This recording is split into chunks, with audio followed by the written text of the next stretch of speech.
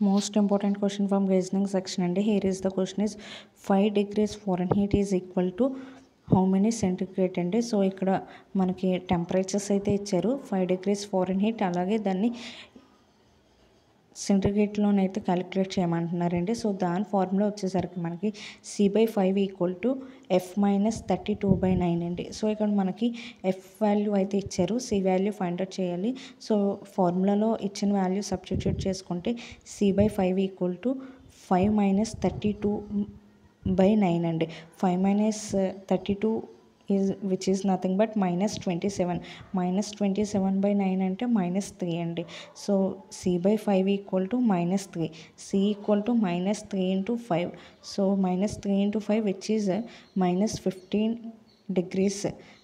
So option C -15 degrees is the correct answer. Thank you for watching.